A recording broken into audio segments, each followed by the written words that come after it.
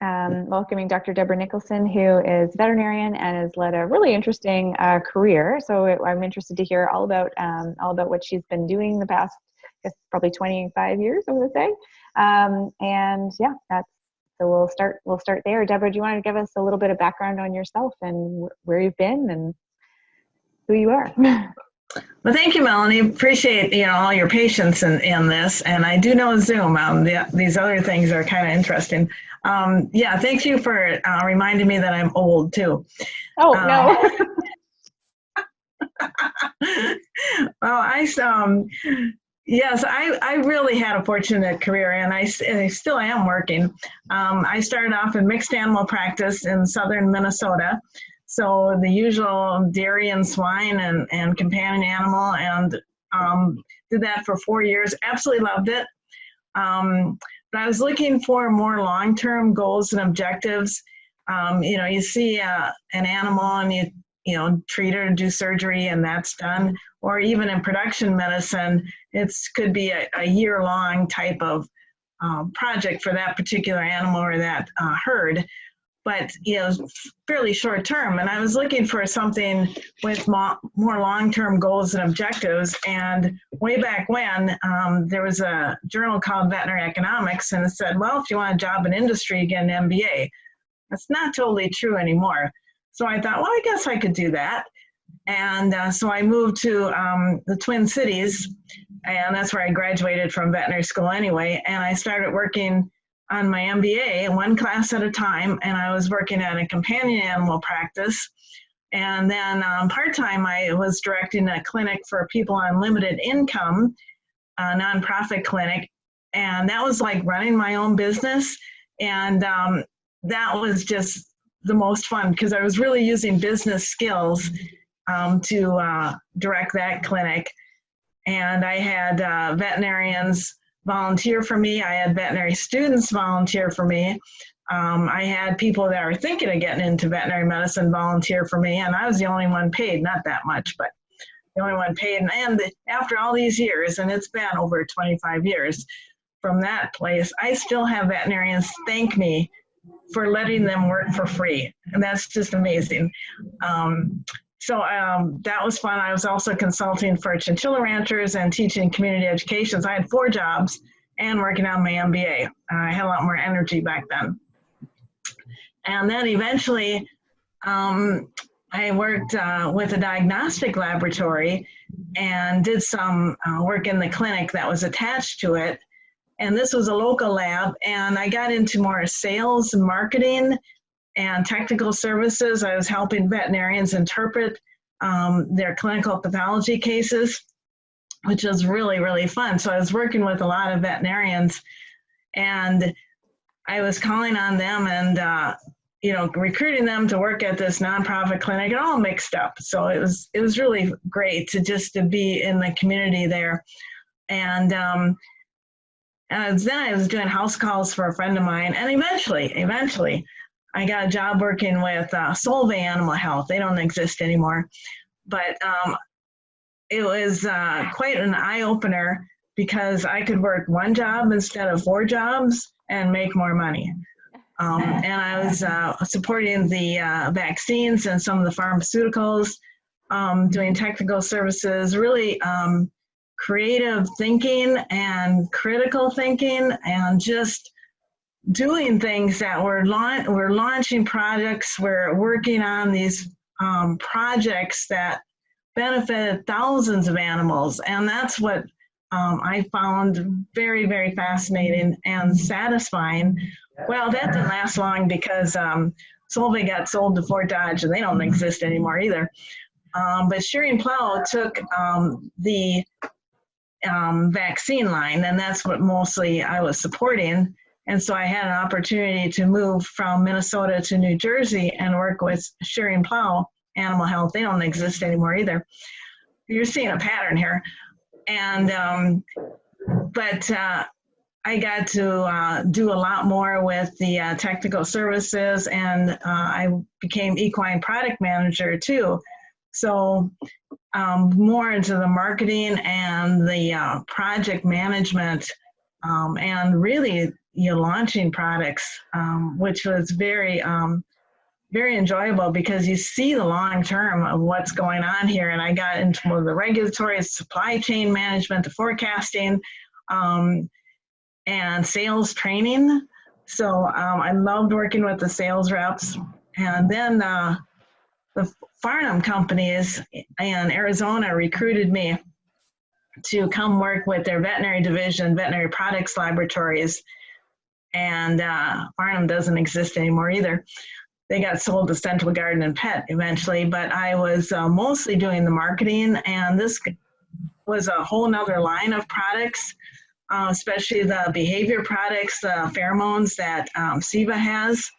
I feel I built the market share for the veterinary products in the pheromone line, which was, I got to meet so many wonderful key opinion leaders and just see a lot of learn about new technologies, because Veterinary Products Laboratories is trying to launch some new pharmaceuticals and really looking at more business development.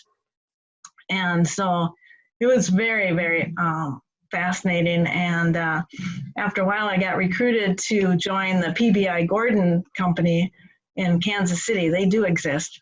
And be in charge of project management and customer service at the Pet Ag division, because they bought Pet Ag. So more consumer products. Now this is totally different than the veterinary products, more consumer. So you're looking at the kitten milk replacer and the Esbalac and that kind of thing, and some other supplements.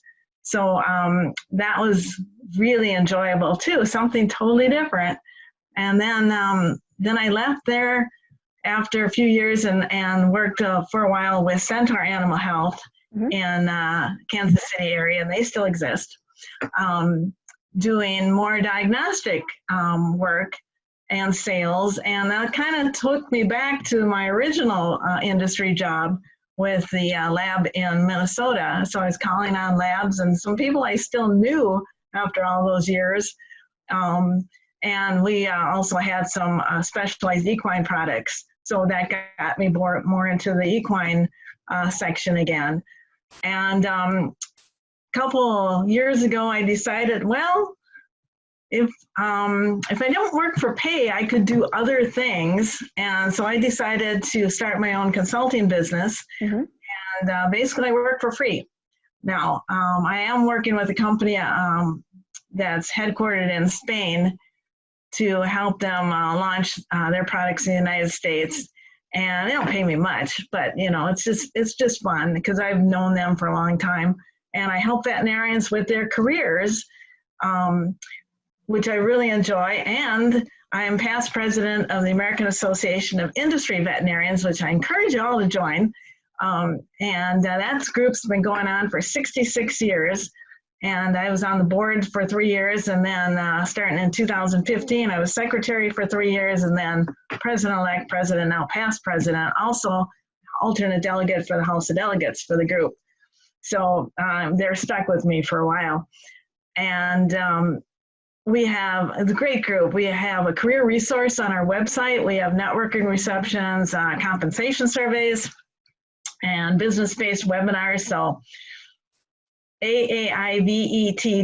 So that's my commercial, Melanie. Okay, that's great.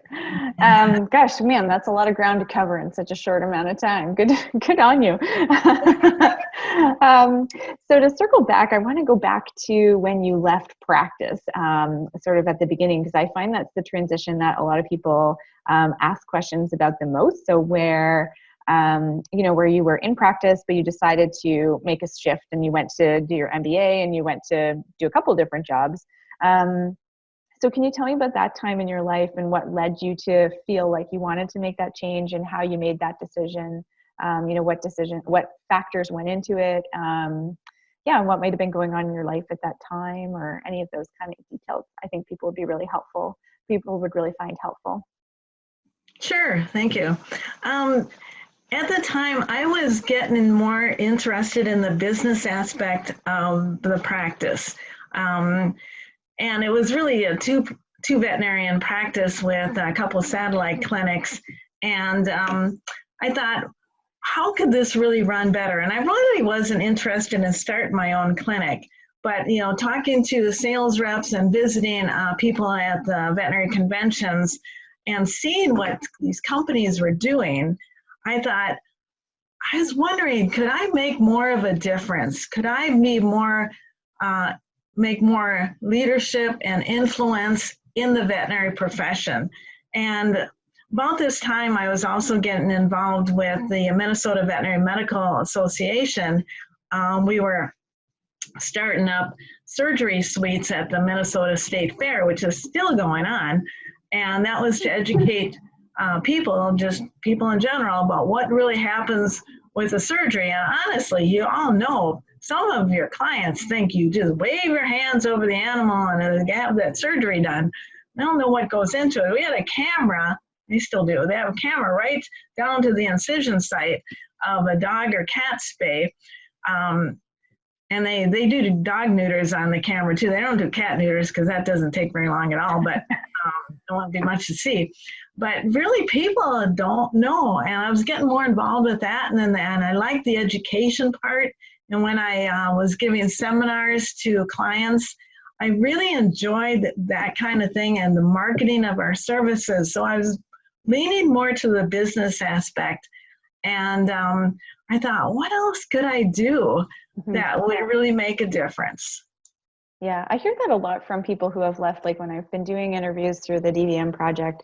That's what a lot of people say. They either say, I got kind of bored with practice, or it was, I got to be, pretty good at the day-to-day stuff. And then I decided that I wanted something more, or I was curious about something different. So I mean, yeah, it's great that you kind of followed your curiosity basically and went where you thought would be useful and interesting, Yeah. So then you went into, so tell me a bit more about this, I guess, I'm sorry, I'm going to probably say it wrong, but the volunteer clinic that you ran where people came to volunteer and learn and do surgeries, or was it more of a shelter medicine type thing? No, not a bit. It was called Cedar Riverside People Center, and it started as part of a human health center. There is, for people on limited income in a neighborhood of Minneapolis, close to the university, where there was some need for basic health care. And before I came, long before I started, one of my teachers at the University of Minnesota, he was volunteering as a veterinarian, and he would recruit students to help out. And so when I was a student, at least the last year or so, I volunteered there. I was only open once a week in the evening. And well, veterinary, we got to touch animals, we got to touch live animals, and we got to talk to real clients, which is something that, at that time, I graduated in the mid 80s, we weren't doing too much of that, except when you got into the clinics part. And I thought when I moved back from, southern Minnesota to the Twin Cities, I thought, well, I should volunteer there as a veterinarian, because first day I went in there, I saw they were looking for a director, and I thought, well, heck, why volunteer when I can get paid to do this? That's a good point. And, and so that was like running my own business. And I turned a yearly deficit into a profit, after a couple of years. And I did it for about 5.5 years, and we were making about an average of about $8,000 profit for a nonprofit clinic, and it was only open once a week, and then every other Friday. And then one of my teachers at the University of Minnesota, he also had a clinic. He would invite students to come into his clinic and do dog and cat spays, which would take them all day, of course. And at the clinic, we did cat neuters, which would take them all evening. But he just really wanted to teach them. And this really helped the clients. And the clients, they didn't care if they had to wait a couple hours. It was a community event. And the students were so happy to touch live animals and talk to real clients. And they had to tell clients what the prices were. I mean, maybe a toenail trim was $2 or something, but they had to explain it to them. The veterinarians were they loved teaching the students. They loved sharing their knowledge. And we had companies that would donate short-dated supplies. And that's one reason I got to know Solvay very well. They were donating vaccines, and one of the distributors were donating. So I got to know some of these companies a little bit more. And it was probably my favorite job ever. Yeah, it sounds very gratifying. I find it so wonderful to be able to teach and give back to your community in any way you can. It's just a wonderful thing. So after you were there, tell me a little bit a bit more about making the jump to industry. So you said at the time, like everybody said, oh, just do an MBA and that's how you'll get into industry. It sounds like it probably was a bit more complex than that, and you probably used some networking and other skills to get into industry. So can you kind of elaborate on that? So that, as I know, a lot of people are trying to get into industry or they're interested in that career path. I can't emphasize enough the importance of networking. Because I had a relationship with Solvay Animal Health, and they were local in Twin Cities area. They were donating supplies. I got to know the product manager, got to know somebody in technical services who really served as my mentor. And he helped me, get some interviews going on with other companies. I was interviewing for various companies, and because while I was working on my MBA, and I thought I was working in the companion animal practice and these other 3 jobs, and I was interviewing. So I was be willing to take advantage of opportunities. I was willing to relocate, but then my mentor, he knew he was moving on to business development, and so that opened up a place in technical services, and so he let me know about this kind of thing, and seemed to work out. And that was just really convenient, but being in the right place at the right time. And I had finished the MBA, and that wasn't a requirement at all. It was just the networking and being willing to look at opportunities. But I learned a lot at Solvay. I learned about, the sales process and how to do critical thinking, because people, expected you to critique some written and visual material for veterinarians, for clients, and that was really, really fascinating. And then I also learned about what it is to be sold to another company. Yeah, I've lots of friends who have worked in industry, and that's such a very challenging time. Yeah, it can be really worrying, and I don't know if you felt any of that or. Oops, the video's kind of. Oh, did it cut out? Sorry. Yeah, a little bit cut out. Oh, yeah. So I don't know if you want to walk us through the situation, like kind of what it's like to be bought out, and how you survived through that kind of worry, or if there was any things that helped you get a position in the new company. I learned a lot. Yeah, the rumors start flying. First of all, rumors start flying, and then you get some messages from corporate. Oh, you're fine. We're not going to be sold. You're fine. Just business as usual. And then the more experienced people are going, oh yeah, we're going to be sold. And one of my colleagues, he had been there for a long, long time, and I loved him dearly. He was he was older, and he had some health issues, and we were really protecting him because we are in little cubicles, and this was and he would tend to fall asleep.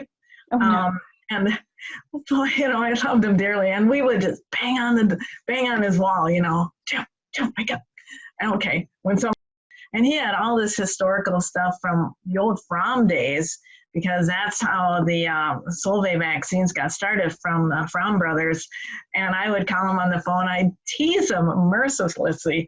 Oh, I found this whatever, I'm going to throw it out. No, no, no, it's really valuable. But you learn, you get really close to people when you're all in the same boat. And, you know, we even had, you know, some kind of money pool as far as when the sale date would happen. You know, you have to make the best of it. Yeah. And people would we'd look out for each other for opportunities.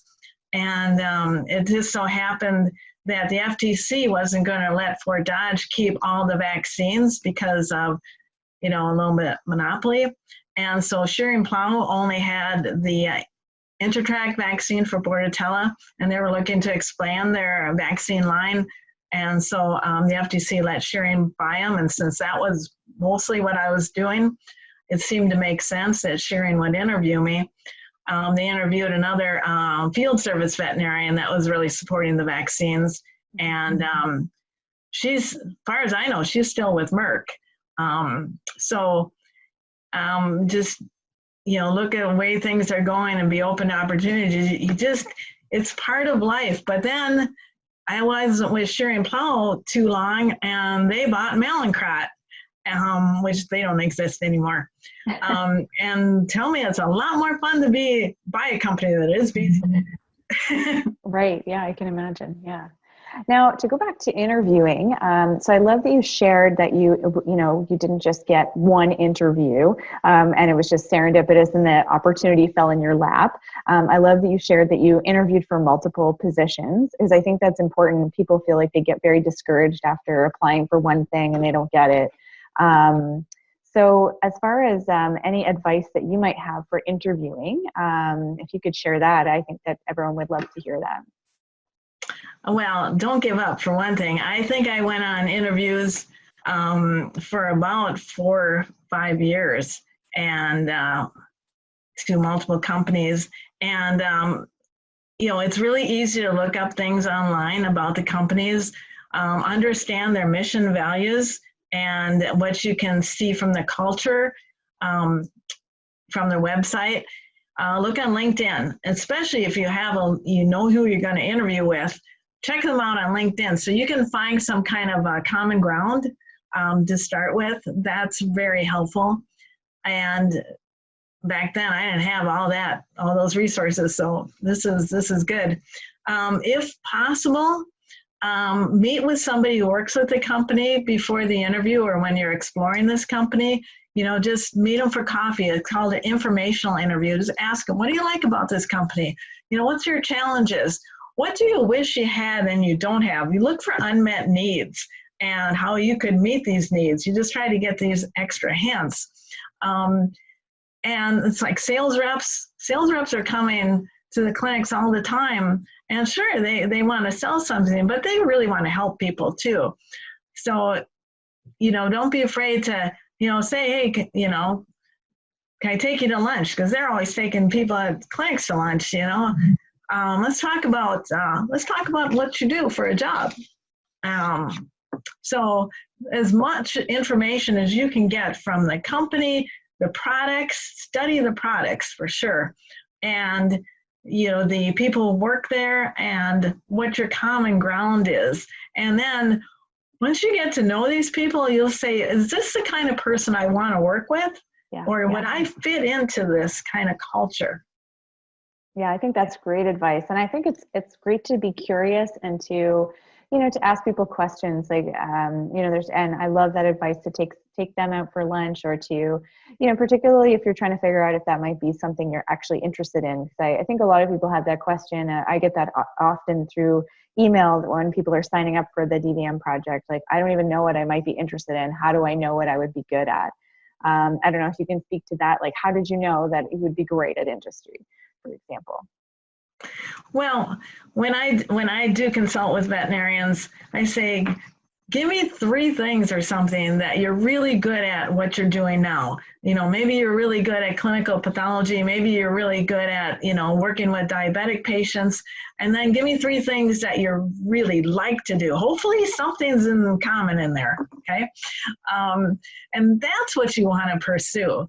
I found out that I enjoyed behavior cases and learning more about those. And so when I got to veterinary products laboratories, this was perfect because I could really put that to use and learn about these products, which are just fascinating, and give presentations on those and build a market share for those products. The other thing is that, don't look at what you're unhappy with so much in practice. Look at what you like in practice and how you could move that into something besides practice. And people, can do so much with their degrees, their experience. Do not ever think that you don't have the qualifications to have a job in industry, because you all do. The veterinary degree gives you so much leeway. There's so many possibilities. And there's some things in the AVMA website about how to translate your skills to what kind of skills are required for industry jobs. And I'm doing this, just rewording it on the aaivet.org careers blog too, the career site. So your client interactions, it's amazing because your client, how you work with clients, the emotional intelligence that's involved with that, that's how you're going to work with your colleagues in industry, your boss, your sales reps, the customers you serve, which are veterinarians and technicians, sometimes owners, okay? And so those soft skills, they all translate, and the problem solving, that all translates, and the communication skills, that's all translates too. So you have all these skills ready. If you want to, get more attractive to industry, get some business skills going on, know the basic finances, ask, the people, practice manager to share the books, do some marketing on Facebook or on the website of the clinic. Do a group for people who have diabetic, animals, closed Facebook group or something for your clients to chat with each other about managing their diabetic cats or whatever. So do something over and above practice to show that, you can translate your skills to more business type skills. Yeah, I think that's great advice. Certainly if, and I've heard that over and over again, and I think that's true too, I really believe in that as well. Just being able to find something else that you might be able to bring to the table, as opposed to just being, writing on your resume, veterinarian, took care of patients. There's so many other things that you do. If you're chairing, if you take care of the staff meetings, for example, if you take care of the scheduling, or if you do the, there's reviews for your staff, or you do whatever it is, there's lots of richness in what you do if you're not just going in, doing your job, and then leaving. So it all depends, or perhaps you're involved with organized veterinary medicine. I noticed that you mentioned you were part of, is it the Minnesota Veterinary Medical Association? Right. Mm-hmm. Yeah, I think that's a super way to get your foot in the door and learn about how to take care of meetings, how to take notes, and how to do organized things. Right, and I was chair and finance chair of the women's veterinary group too for a number of years, and just really did a lot of fundraising skills and finances and organizational type things, and anything you do that's volunteer. A lot of people, veterinarians are very giving people, and we volunteer a lot of places. That all translates too. Even if you're with a PTA or something, you can organize meetings or start initiatives. That all counts, because that's all, organizational type management. So don't overlook your volunteer activities too, whether or not they have anything to do with animals, doesn't matter. Great, yeah. Now, do you want to chat a bit more about the AAIV? Because I know that was a major thing you wanted to talk about before we, as we're going through our interview. Well, the American Association of Industry Veterinarians has been going on 66 years, which is longer than most companies, okay? So it's what we have is we've really moved this organization into the present day, and we're trying to enhance benefits for both our members and our sponsors. We have a great relationship with Kansas State University in the Kansas City area. We promote their educational programs, and a lot of their educational programs are professional development, helping veterinarians be more attractive to industry, like regular classes on regulatory medicine, which is a whole nother language sometimes, or classes on adult learning, which everybody does that, helps teach adults, whether they're clients or sales reps or other veterinarians. And a lot of these things are online, so you can go to K-State Olathe to find information on that, or go on our website, and there'll be information on these types of educational offerings. Kansas State also provides the logistics for us to do our programming and other things that we need to do, because with all us volunteers, nothing would get done. So we have networking receptions, in-person networking receptions at VMX and AVMA. And that's a great way to meet people on the board and meet other people from industry, and just start networking. And I have name tags all that people can write, like, I'm looking, I'm hiring, I have questions, I have answers. So it's just, a visual way for people to connect. And I started doing that, last year, which seems to work out. Then I'll write something stupid like, I'm broke, I need money. But people can write anything they want, so it helps them connect. And then an informal networking reception at WVC and at Fetch in Kansas City. And then we have these business-based webinars. There's about 4 or 5 a year. The next one will be on conflict management by Dr. Ellen Lowry. She's our past president and our main delegate on the House of Delegates for the AVMA. And she currently is director of the veterinary teaching hospital at Purdue. She's had a fascinating career, absolutely fascinating. And she's taught conflict management, and that's going to be open free to everybody. Otherwise, our webinars have a little charge to those who are not members. That's a good reason to join. We also have opportunities to serve on the AVMA councils, committees, task forces, that because AAIV has certain spots open. And then we have this compensation survey, which is pretty popular. People want to know what everybody makes, and this is, you can drill down. If you're a member, you can drill down to, how long you've been out of school, how long you've been in this job, what part of the country, what kind of position is it, and that's just for industry veterinarians.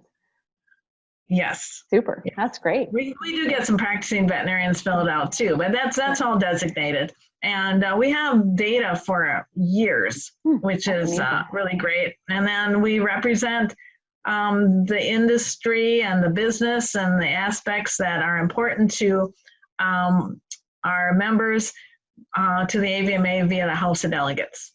Amazing, thank you.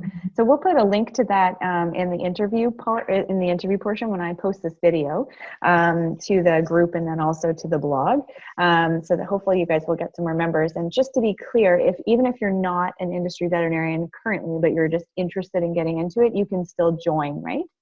Anyone can join. Any veterinarian can join. We do have student memberships too, and that's. Student memberships are only $20, and for certain of our sponsors, their student reps get free membership. Okay. Membership, U.S. People, it's $110. It's a lot cheaper than AVMA. And for people in other countries, it's only $55. So, yay. Cool. And yeah, so it's well worth it. It really is. That's just super. Thank you. Deborah, was there anything else you wanted to cover in the interview? Was there anything else you wanted to share? Any advice that you would give to people who are looking, or people who, are maybe looking to make a change even if they're not in practice anymore? One couple of words of advice. One is have a reason, have a good reason that you're looking to work in industry. Being dissatisfied with practice or hating your boss or your clients or the people you work with, that's not a good reason. Yeah, I mean, that's agreed. maybe valid, it may be perfectly valid, but treat every encounter as a potential interview. So think of who you're talking to and, oh, why do you want to get in industry? Do not start out with, I hate my boss, I hate my clients, I hate practice. Look for a reason to get in the work towards industry. So you're running towards something, not away from something. That's really important. That shows up in all your encounters. So the board, I've asked them for their reasons. There's a bunch of reasons.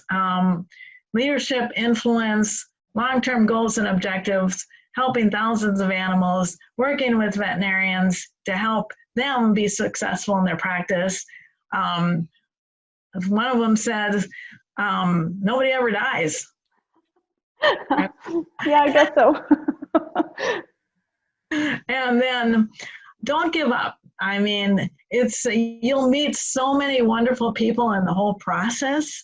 And you never know when that person is going to be able to help you out or refer you to somebody else, because relatively it's a smaller group than practicing veterinarians.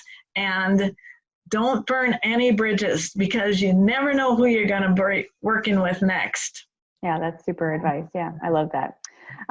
Thank you so much for your time, Deborah. And yeah, and I'm glad that the technology finally worked out. So sorry about that. Oh, no, it's not. It's fine. Oh, it's totally my fault. No. Thank you very much. And yeah, we'll post this as soon as we can. And if anyone has questions, I'm sure Melanie will know how to forward them to me. Yeah, so yeah, that's a great point, actually. Thanks for pointing that out. So Deborah, they can find you. You are in our Facebook group for the DVM project, and then via email, if you are interested, just email Melanie at the DVM project, and I'll forward you on. Just because this is going to be posted publicly, I don't really want to give Deb's email out to everyone in the entire world, but we're happy to forward anybody on who's interested. Does that work for you, Deb? Yes, thank you very much. Okay. All right. Well, have a wonderful day. Take care. Thank you all. Okay. Bye. Bye.